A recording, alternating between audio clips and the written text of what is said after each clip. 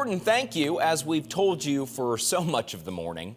5 big states, Florida, Illinois, Missouri, North Carolina, and Ohio, will hold primaries with 367 delegates on the line. So this morning we have Ryan Salzman from NKU in studio with a breakdown of what we should really be watching for. And I think the main talk this morning has been John Kasich here in Ohio and him kind of scooting away with the win, possibly. Do we think that's going to happen?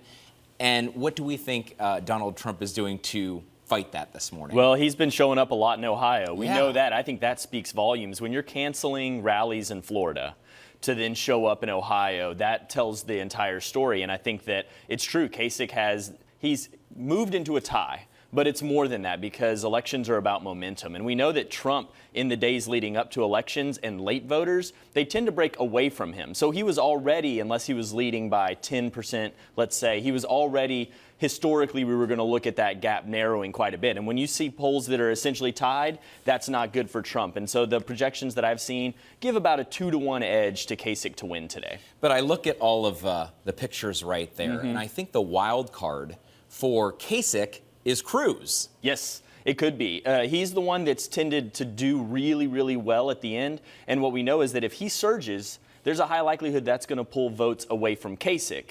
And so we kind of have to wonder, if there is a wild card, will it be Cruz, and will it be enough to pull him back? Because we know in an election like this, 1 or 2 percentage points matter a lot. And this is the first winner-take-all elections, meaning all you have to do is win by 1 vote. There's no proportional. There's no you get 12, I get 13. This is all or nothing.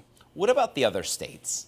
I mean, Missouri, we talked about that in the break right before you came on. And we don't know a whole lot about Yeah. Missouri. They haven't had much polling, nothing that's really reliable. There's some people think that it could go Cruz's way. The safe bet's probably on Trump. Illinois is one that they talk about Kasich quite a bit. Again, the safe money's probably on Trump, but those are 2 real wild cards, real toss-ups. When we look towards North Carolina and Florida, we have to feel good about Trump in Florida. North Carolina probably as well. North Carolina is the one that does proportional representation, so it's been funny in a lot of the coverage. They've kind of dismissed it because it's not that big prize. There will be this, you get 12, you get 11, you get 10 in North Carolina, and so there's been a lot of focus elsewhere, but Trump is leading there. Well, of course, we are following the Democrats as well. Something that I thought was kind of crazy, and I think a lot of people did, was Michigan for Bernie Sanders originally.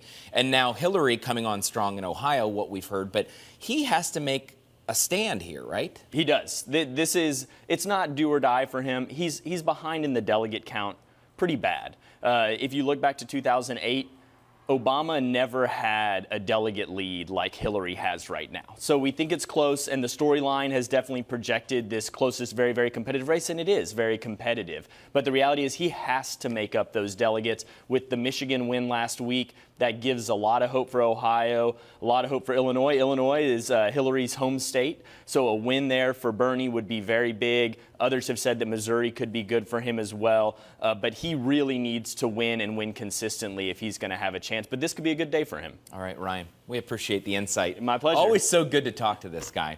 Well.